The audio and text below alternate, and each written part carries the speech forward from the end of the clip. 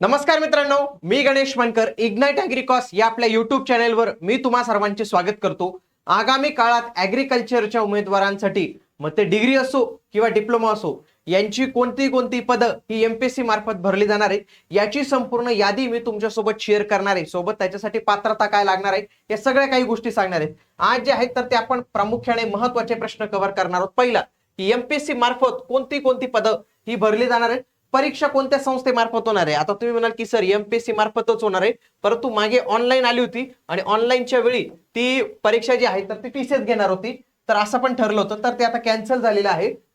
अधिकृत जाहिरात नेमकी कधी येऊ शकते, निवड प्रक्रिया सिलेक्शनची प्रोसेस कशी असेल, परीक्षा पॅटर्न कसा असेल, अभ्यासक्रम काय असेल आणि 2026 मध्ये या भरती येणार आहे का, काही प्रत्यक्षात आपल्याला उपयोग होणार आहे का या माहितीचा, या सगळ्या काही गोष्टी कव्हर करणार आहोत. म्हणून तुम्हाला हा व्हिडिओ शेवटपर्यंत पूर्ण बघायचा आहे. बघा, शेवटी मी तुम्हाला याची यादी जी आहे तर एक डिटेल यादी 2 पेजेसची छोटी पीडीएफ जी आहे तर ती बनवलेली ती डायरेक्टली शेअर करतो. कमेंटमध्ये मला फक्त पीडीएफ एवढं लिहून पाठवा. मित्रांनो, ही तुमच्या जवळ असणं आवश्यक आहे, कारण की याच्यामध्ये सर्व पदांची माहिती जी आहे तर ती मी इथं दिलेली आहे. बघा, कॅडर कोणतं आहे, डिपार्टमेंट कोणतं आहे आणि इलिजिबिलिटी कोणते, group A, group B, group C असं सर्व करून दिले. ऍग्रिकल्चरच्या उमेदवारांसाठी कोणती, डिग्रीसाठी कोणती, डिप्लोमासाठी कोणती, ही पीडीएफ तुम्हाला नक्कीच एक कामात जे आहे तर ते येणार आहे. 5 मे 2026 एक सामान्य प्रशासन विभाग यांचा GR आहे, ज्या अंतर्गत एमपीएससी कडे कोणती पदं जाणार आहेत त्या संदर्भात महाराष्ट्र शासनाने माहिती जी आहे तर ती दिलेली आहे. आपण वन बाय वन करून पाहूया. सगळ्यात आधी त्यांनी एक जो संवर्ग आहे तो म्हणजे महाराष्ट्र राजपत्रित सेवा, राजपत्रित ज्याला म्हणतो गॅजेटेड ऑफिसर, जो गॅजेटेड ऑफिसर असतो, तर त्याच्यामध्ये बघा तुम्ही पाहिलं असेल हा ऍग्रिकल्चर आपला शब्द जो आहे तर तो इथं आलेला आहे. आता वन बाय वन करून पाहिलं. बघा, महाराष्ट्र इंजिनिअरिंग सर्व्हिसेस जर पाहिली तर महाराष्ट्र अभियांत्रिकी सेवा, याच्या खालीच बघा ऍग्रिकल्चर सर्व्हिसेस आणि ऍग्रिकल्चर ऑफिसर, तर हे पाहायला मिळतं. बघा, GRच्या 32 नंबर पेज नंबरवर आणि 155 नंबरच्या पेज नंबरवर आपल्याला आपल्या महाराष्ट्र कृषी सेवा पाहायला मिळतात. वन बाय वन करून एक एक पद सांगतो. पहिलं जे पद आहे क्लास 1चं, बघा एमपीएससी कडे एकमेव क्लास 1चं पद आहे, बाकी सगळे ग्रुप बी ची पद आहेत, तर ते म्हणजे डेप्युटी डायरेक्टर. नाव काय आहे, डेप्युटी डायरेक्टर हे पद आहे. याच्यासाठी काय पाहिजे, degree in agriculture and agri engineering, म्हणजे बी किंवा बीटेक असेल, डिग्री असेल तरी तुम्ही फॉर्म भरू शकतात, काही प्रॉब्लेम नाही. आता हे ग्रुप ए चं पद आहे. ग्रुप बी गॅजेटेड पोस्ट आहे मित्रांनो. ग्रुप बी जरी असेल तर ती गॅजेट लेवलची पोस्ट आहे, हे लक्षात घ्या. कृषी अधिकारी कनिष्ठ गट ब, कृषी अधिकारी कनिष्ठ ज्युनियर, बघा ऍग्रिकल्चरची डिग्री किंवा इंजिनिअरिंग चालेल. झेडपीचे कृषी अधिकारी, त्याच्यानंतर कृषी अधिकारी तांत्रिक. तुम्ही जर पाहिलं बघा, हे गट ब राजपत्रित, गट ब राजपत्रित, हे सगळं बघा कृषी विभागात आहेत, कृषी विभागाची पद आहेत ही सगळी. आणि त्याच्यामध्ये डेप्युटी डायरेक्टर एक पद आहे. त्याच्यानंतर ग्रुप बी कृषी अधिकारी, ग्रुप बी कृषी अधिकारी झेडपी आणि टेक्निकलचा कृषी अधिकारी, ही 4 पदं ऑलरेडी एमपीएससी कडे होतीच.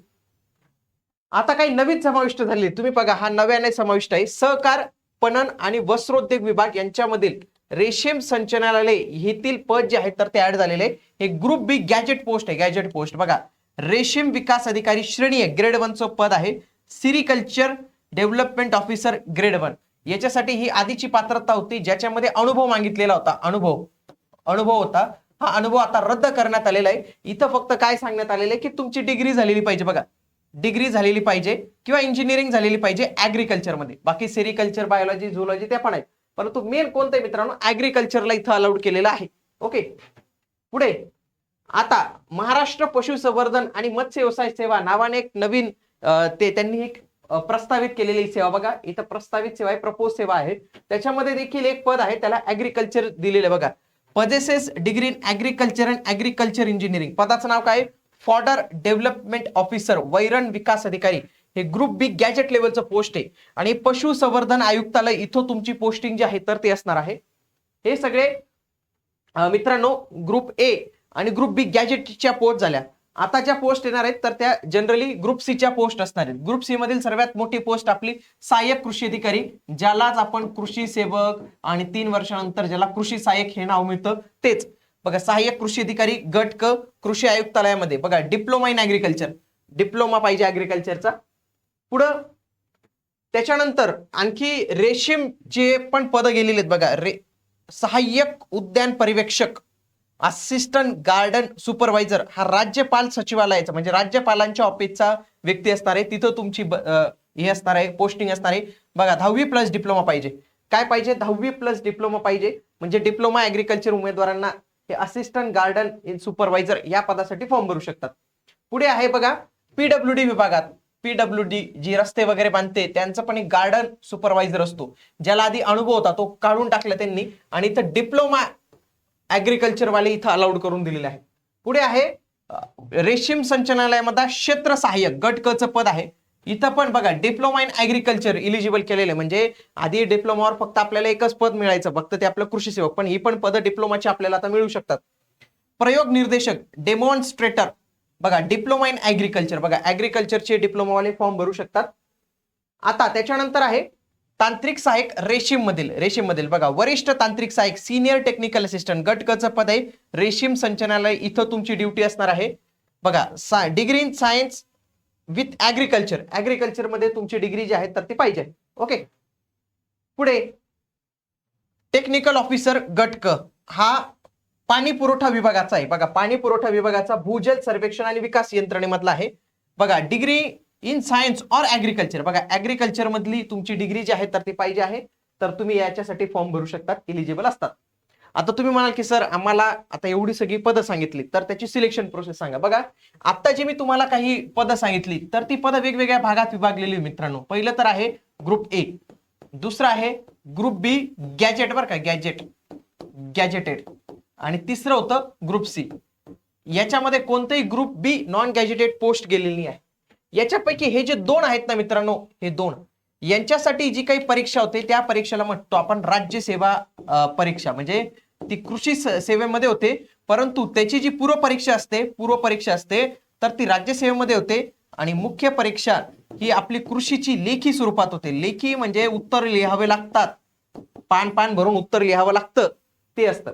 आणि हे जे ग्रुप सी डिप्लोमा बेसिसवर किंवा गट कची जेवढी पदं असतील तर त्यांच्यासाठी एमपीएससी ग्रुप सी नावाची एक्झाम होती मित्रांनो.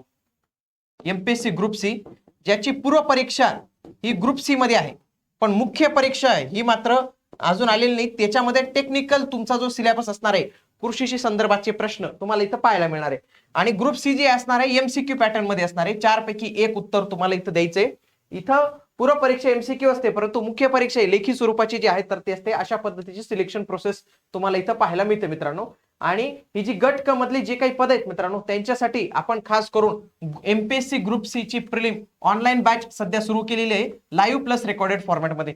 तुम्ही म्हणाल की सर आतापासून अभ्यास करणं गरजेचं आहे का? हो मित्रांनो, कारण की ही पदं जेव्हा ऍड होतील त्याच्यानंतर आपल्याला खूप कमी वेळ मिळणार आहे. आणि ही एमपीएससीला अभ्यास करायला थोडा वेळ लागतोच.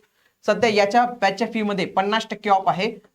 सोबतच काही उमेदवार इंजिनिअरिंग बॅकग्राऊंडचे, तर इंजिनिअरिंग बॅकग्राऊंडच्या उमेदवारांना आणि इंग्लिश मिडियमच्या बॅकग्राऊंडच्या उमेदवारांना आपण इंग्लिश मिडियमची बॅच जी आहे तर ती पण उपलब्ध करून दिली. महाराष्ट्रातली पहिली दर्जेदार इंग्लिश मिडियमची बॅच आहे, ती पण सुरू झालेली विथ स्टडी मटेरियल, सर्व काही तुम्हाला इथं जे आहे तर ते मिळणार आहे.